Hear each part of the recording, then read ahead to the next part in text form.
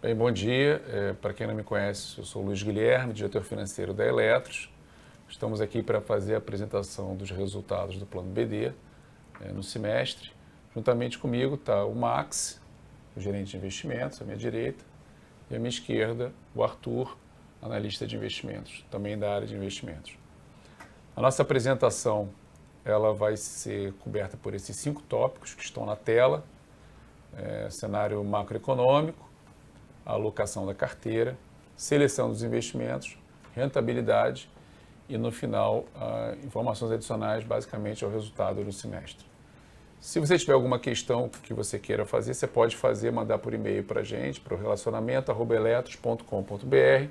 Você bota dúvidas sobre a apresentação Plano BD e a gente responde em seguida. Bem, entrando no cenário macroeconômico, nós dividimos o cenário macroeconômico, no próximo slide, entre mundo e Brasil. Então, nós temos no mundo os principais destaques, estão listados nesse slide, né? E no Brasil, o que está acontecendo. Então, são os principais pontos, tanto que está acontecendo no mundo, que hoje é foco de nossa atenção, quanto no Brasil. No mundo, a gente teve uma reversão muito forte das expectativas de juros nos Estados Unidos. No final do ano passado, a economia americana estava muito forte, havia expectativa de um aumento de taxa de juros, isso foi revertido no início desse ano. Essa reversão levou o índice da Bolsa Americana, o S&P 500, para as máximas históricas. Também estamos verificando um baixo crescimento da economia europeia. Existe a questão da trade war, do Trump, né? Ele está perseguindo um novo tipo de relacionamento com a China, relacionamento comercial, e a gente tem acompanhado nos meios de comunicação. A China tem crescido cada vez menos, e a inflação na China um pouco maior por conta da gripe suína, que atingiu fortemente o rebanho chinês. Então, esse talvez sejam os principais pontos que estejam hoje no foco dos investidores e nosso. A gente vai entrar um pouco mais à frente em cada um deles. No Brasil, nós tivemos uma redução gradual da taxa Selic, houve uma mudança da expectativa em relação ao final do ano passado. A reforma da Previdência foi aprovada na Câmara em primeiro e segundo turno, indo agora para o Senado, o que foi positivo. O risco Brasil, a gente vai mostrar que ele caiu de forma expressiva, até levando em consideração a aprovação da reforma da Previdência pela Câmara. E nós temos uma recuperação econômica mais lenta relacionada ao que se acreditava no final do ano passado. Então, vamos entrar um pouco mais a fundo em cada um desses pontos e a gente vai poder entender o que está acontecendo. Esse primeiro gráfico que a gente mostra é o gráfico do S&P 500 e o Treasury de 10 anos, que é o título do Tesouro americano para 10 anos. Então, como a gente pode ver, a linha azul caiu de forma expressiva a taxa de juros americana, que chegou lá na faixa de 2,8 no final do ano passado para 10 anos. Hoje, em 30 de julho, estava 2,01 e hoje pela manhã estava 1,60, 1,59. Então, caiu mais ainda, o que reflete essa mudança da economia americana, esse crescimento menor que a gente tem verificado. Em contrapartida, o que aconteceu é que, com esses juros mais baixos, os investidores também acabam alocando recurso mais em renda variável e puxando o preço dos ativos mais risco, que aí está refletido pelo S&P 500, o título da Bolsa Americana, para as máximas históricas, 2.980, hoje está na faixa de 2.920, uma pequena realização. Então a gente viu uma economia americana muito forte, uma preocupação no final do ano passado com relação ao aumento de taxa de juros, e o que a gente vê esse ano é exatamente o oposto. A gente vê uma economia americana ainda forte, mas crescendo menos, e com isso uma taxa de juros menor. Contrapartida é o preço dos ativos de risco subiram de forma expressiva. Bem, no slide seguinte, a gente tem a Europa, o mapa de crescimento da Comissão Europeia, em que aqui é a zona do euro, em que a gente mostra o que estava se prevendo em 2019 em termos de crescimento econômico, está em marrom, quer dizer, quanto mais claro o marrom, maior o crescimento econômico. E em 2020, o que está se prevendo agora? Então a gente vê nitidamente pelo gráfico que ele foi ficando mais escuro E o crescimento hoje na zona do euro tem sido menor do que era no passado. Então a gente vê uma mudança muito forte também do crescimento econômico da zona do euro. Então a gente vê uma economia americana crescendo, mas crescendo menos do que se previa, uma economia europeia crescendo bem menos do que se previa, e vemos no slide seguinte a economia chinesa também crescendo menos do que se acreditava. Uma economia que ainda cresce na faixa de 6%, projetado para 2019 6,2%, mas que veio há 10 anos atrás na faixa de 10%, 9% de crescimento econômico. Então a gente está vendo o mundo todo crescendo menos. Ainda crescendo, mas crescendo menos. Isso teve um impacto para os países emergentes, de uma maneira geral, um impacto positivo, porque quando você tem um mundo crescendo menos, com uma taxa de juros menor, então você viu uma taxa de juros menor no mundo, muitos países já com taxa de juros negativo, o caso do Japão, o caso da Alemanha. Essa queda da taxa de juros faz com que os investidores procurem ativos com mais risco. E aí os países emergentes começam a entrar dentro do radar. Isso faz com que os ativos de risco dos países emergentes melhorem de forma expressiva. Então, quando a gente olha esse gráfico, a linha azul é o risco Brasil, aqui no CDS, de 5 anos, que representa esse risco Brasil por 5 anos. E nós temos uma linha verde, que representa o risco dos países emergentes, a média dos países emergentes. Então, a gente vê que no final do ano passado, houve um aumento do risco Brasil em relação ao risco dos países emergentes. Nós temos duas corcovas no gráfico, muito evidentes. A de junho de 2018 foi a greve dos caminhoneiros, e depois, em torno de setembro de 2018, foi quando o Haddad saiu na frente das pesquisas eleitorais. Isso também gerou um certo temor por parte dos investidores, fazendo com que o risco do país aumentasse, bem mais do que o risco dos países emergentes. Então nós temos ali dois momentos muito específicos do Brasil, quando comparado com os países emergentes. Houve a eleição em seguida no Brasil do Bolsonaro, com uma política liberal, né? A gente tem um ministro da Economia que é o Paulo Guedes, na linha de reforma, um Estado menor e etc., o que é muito bem visto pelos investidores. Isso fez com que o risco Brasil, né, que estava lá na faixa de 300 pontos nessa época mais conturbada, viesse agora para 127 no final de julho. Então ele estava 127, essa medida saiu de 300 para 127, houve uma queda expressiva do risco Brasil, e aí a gente pode fazer a comparação, né, contra os países emergentes, que caíram também por conta desse movimento global de menor taxa de juros e a procura por ativos de mais risco, mas caíram bem menos do que o risco Brasil. Então a gente, como pode observar, o risco Brasil, ele lá atrás subiu mais e agora ele caiu bem menos do que o dos países emergentes. Bem, tá ok. E em relação ao Brasil, o que nós temos? Aqui a gente está apresentando o PIB, a inflação, a Selic, a taxa de juros, e a questão fiscal. Então, nós temos um crescimento hoje, né, previsto para o ano em 2019 de 1,1. Esse é um crescimento previsto pela MCM, mas se a gente olhar o Focus dessa semana, é 0,8. Então, é um crescimento bem menor do que se previa originalmente. Então, no final do ano passado, se previa um crescimento na faixa de 3% para o Brasil nesse ano.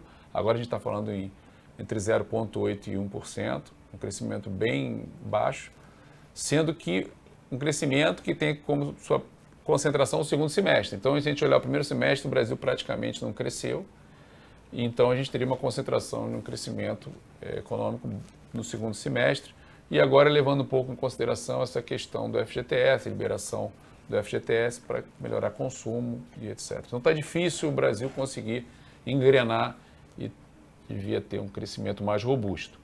Para 2020 já se prevê um crescimento um pouco melhor, 2,2%. Se imagine que a reforma já tenha sido aprovada, a reforma da Previdência no Senado, já se discute agora a reforma tributária, o enxugamento do Estado, algumas privatizações. Isso pode melhorar o humor dos agentes econômicos e levar o país para um crescimento um pouco maior em 2020. Hoje o consenso gira na faixa de 2,2% de crescimento para 2020. Mesmo assim, um crescimento ainda pequeno, quando comparado com o histórico brasileiro, né? Então, o crescimento está difícil da gente conseguir decolar. basicamente, você hoje tem uma carência de como fazer o país crescer. Né? E por investimento público não tem como ser feito, o país tem contas públicas que não permitem um investimento significativo. O investidor privado está com uma capacidade ociosa significativa, então não tem por que ele também sair para investir. As famílias têm um nível de dívida muito elevado, então o consumo também não está puxando esse crescimento, de modo que o crescimento no Brasil não tem sido uma coisa fácil a gente conseguir retomar de forma sustentável. A contrapartida desse baixo crescimento é que você tem uma inflação mais baixa, uma inflação comportada. Para esse ano está se prevendo uma inflação na faixa de 3,6% do IPCA e para o ano que vem uma inflação na faixa de 3,9%. Então, uma inflação abaixo da meta de inflação do Banco Central, comportada, muito a ver com um baixo crescimento que você tem. Isso gera uma demanda menor e, portanto, você tem uma inflação menor também. Com essa inflação menor e com esse menor crescimento, isso leva a uma taxa de juros bem baixa, né? A gente está falando da taxa de juros de 5,25% no final do ano. Algumas instituições financeiras apontam até abaixo de 5%. Quer dizer, você teria espaço para reduzir a taxa de juros. O Focus já é 5%. O Focus já está em 5% já. O Focus está em 5%, né? O 5,25% aqui é da MCM.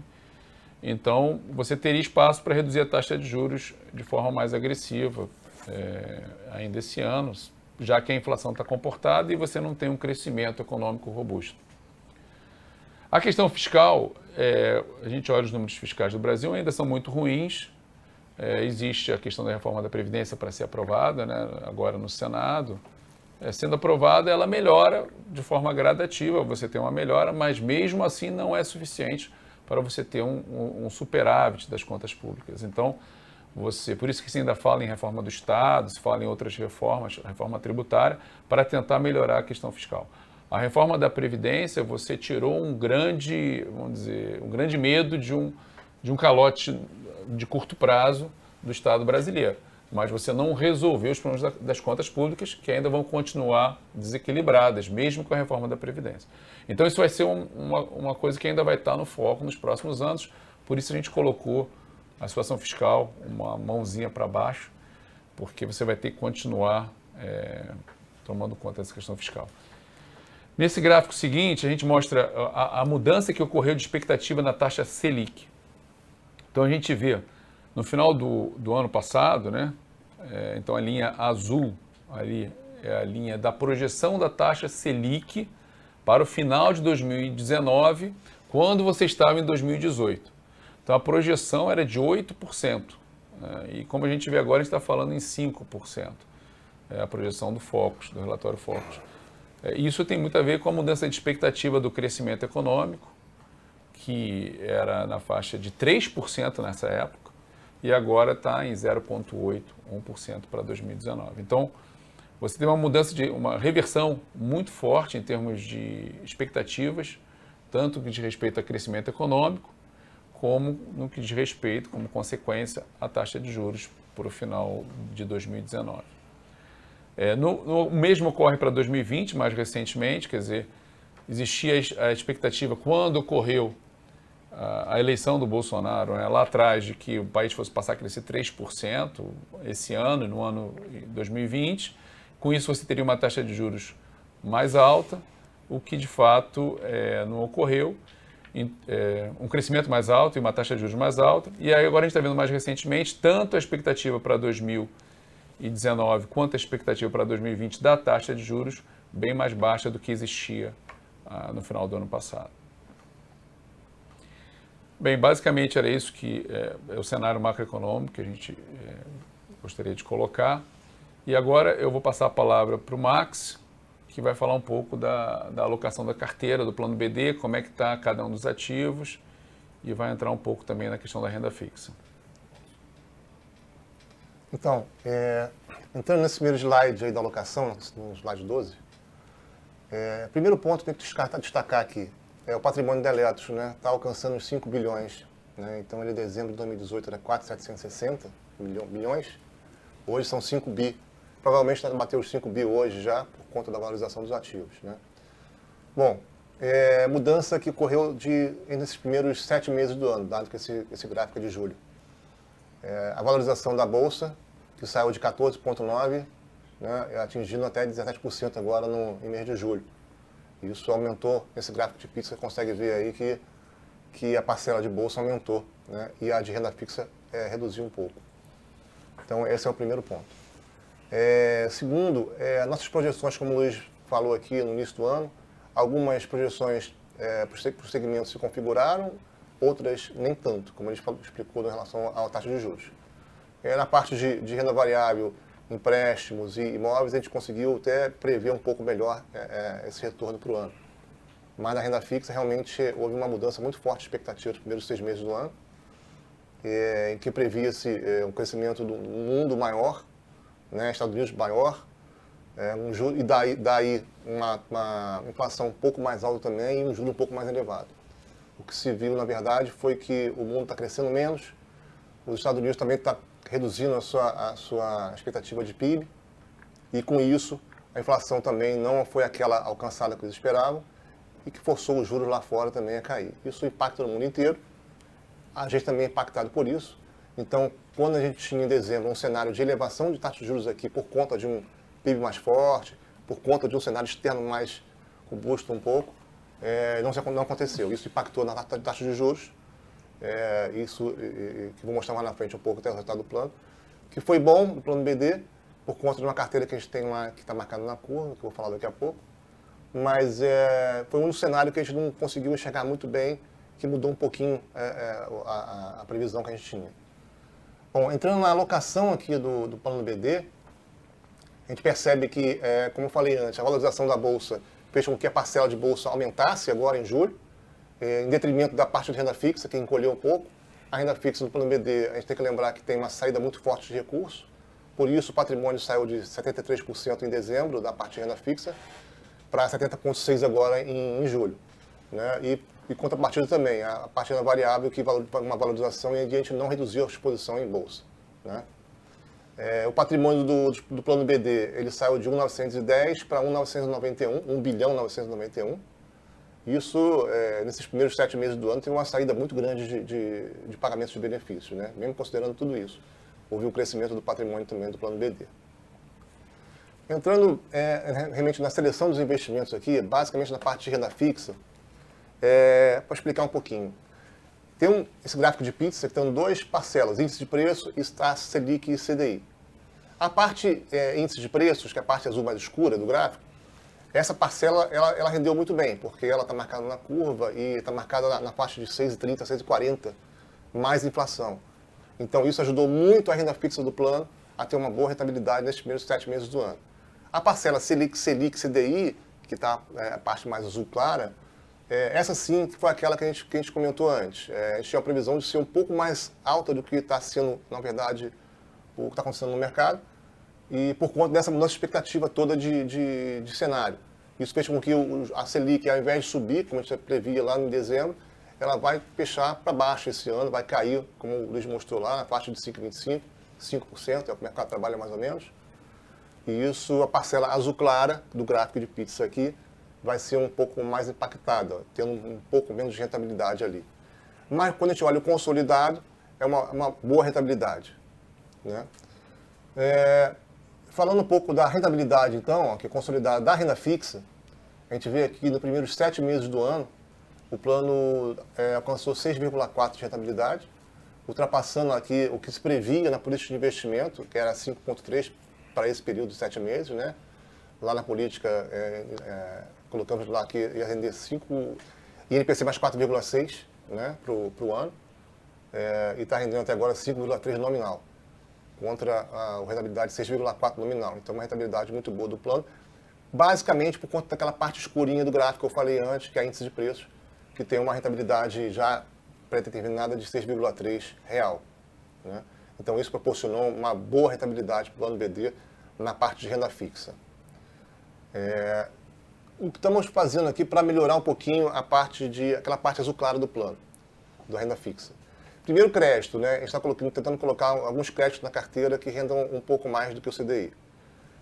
Também estamos estudando outras alternativas para aquela parte ali dos recursos, que seriam alternativas mais vinculadas a um pouco mais de multimercados na carteira, que tem uma exposição um pouco maior a risco, dado até que o retorno hoje em dia é muito baixo da renda do CDI e do Selic.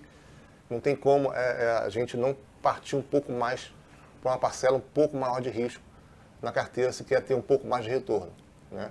Porque se não for assim, a gente vai conseguir só aqueles previsão de 5%, 5,25%, como o Luiz mostrou lá na parte de CDI e Selic, que é bem baixo hoje em dia, né? Então, a linha aqui é mais ou menos de tentar buscar alternativas no mercado da renda fixa, que tente buscar para o plano um pouco mais de retorno na parcela CDI. Bom, a parte seguinte aqui, vou passar para o Arthur, é uma parte mais vinculada à renda variável, né? E ele vai falar um pouquinho mais essa parte de renda variável e também do resultado do plano.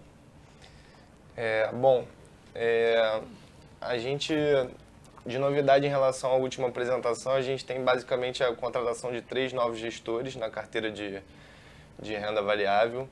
A ZQuest com o fundo Grumari, Constância com o fundo Camboinhas e a Vinci Partners com o fundo Joatinga. Tanto a ZQuest quanto a Vinci, elas têm uma estratégia mais de valor, são papéis que não são tão conhecidos do público. A gente vê que Rente 3, Localiza, BTG Pactual, na ZQuest, na Vinci a gente já viu uma parcela grande do fundo em Equatorial, Tenda, Sanepar. Então ele busca mais ações de valor, diferentemente das outras duas que a gente já tinha na nossa carteira, tanto a Sharp quanto a Apex, quanto a própria gestão interna, que tem mais uma gestão ligada ao IBX, com papéis mais tradicionais, como Petro, Vale, Itaú, Bradesco, B3. E por último a gente contratou uma estratégia nova também, da Constância, que é uma estratégia quantitativa, que eles usam, uma base de dados matemática para selecionar os ativos. São uns papéis também pouco convencionais, mas que têm dado boa rentabilidade. Os 6 tipos de gestão estão ganhando no ano, então a gestão está indo muito bem. Essa mistura de uma gestão um pouquinho mais conservadora interna com a gestão mais arriscada de gestores externos vem dando certo. A gente pode ver no próximo slide a rentabilidade consolidada no ano. A gente está ganhando quase 1% do BRX, né? 17,8% contra 16,9% do índice. E essa estratégia ela já deu certo no ano passado também, né? A gente pode ver em 2018 que essa junção dessas estratégias ganhou 5% do IBRX, que é um ótimo resultado. Então, agora a gente, passando para a próxima parte, a gente vai falar da rentabilidade, que agloba um pouco do que o Max falou, da renda fixa, com essa renda variável, com os empréstimos, com os imóveis. Como é que está a rentabilidade do BD? No slide 22 a gente mostra uma rentabilidade do BD muito boa, 7,78, mais de 200% do CDI no período, o IBRX foi 16,9%, a meta atuarial do plano rendeu 5,9% e a meta que a gente havia previsto na política, 5,7%. Então, dá para ver que a rentabilidade do BD até agora, por conta daquela carteira de renda fixa e da boa rentabilidade da renda variável, além dos imóveis também, empréstimo, o BD entregou uma rentabilidade muito boa. No próximo slide a gente tem um consolidado desde dezembro de 2003 do plano BD e também uma rentabilidade muito boa em relação à taxa de referência, né? Então, em relação à taxa atuarial do plano. Rendeu 617,6%, enquanto a taxa de referência 441,1%. Então, o BD também teve uma rentabilidade muito boa em relação ao CDI, dá 150% do CDI no período, um pouco mais até, que foi 446%, e rendeu até mais do que a Bolsa no período. Então, rentabilidades muito boas, tanto no acumulado quanto no ano de 2019 para o BD. Agora o Luiz ele vai fazer uma última parte sobre o resultado do plano. Então, só acrescentando ao que o Arthur mencionou, que eu acho importante, sobre os imóveis. Hoje todos os imóveis estão alocados, né? E como vocês viram, a alocação é mais do que 9% da carteira do plano BD. e está dando um excelente retorno. A Eletrobras, desde dezembro, foi para o novo, o Mário Behring, né, o edifício Mário Behring, que estava vazio, e manteve a locação no centro de serviço compartilhado do Hermes Todos. Então, hoje, nossos imóveis estão dando um excelente retorno para o plano. Além disso, que eu acho importante mencionar, no slide 27, o resultado, a foto em 30 de junho do balancete. Nós estávamos com prejuízo, vamos dizer, com déficit, né, em 2018 de 164 milhões. O resultado, que foi pontuado pelo Arthur, melhor do que a meta atuarial, né, o passivo anda pela meta atuarial, gerou um pequeno ganho, então a gente reduziu esse déficit de 164 para 162, melhorando um pouquinho o resultado.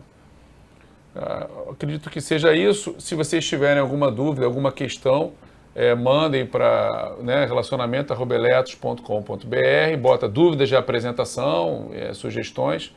Pedimos desculpas de não ter conseguido fazer ao vivo, mas acreditamos que a apresentação está aí.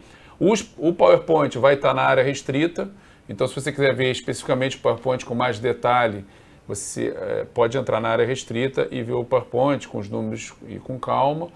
E o fato é que a rentabilidade nesse período foi muito boa, ganhamos bem de todos os indicadores, tanto da política de investimento, quanto dos indicadores de mercado. E, infelizmente, o plano ainda está com um déficit, mas vamos tentar correr atrás, né?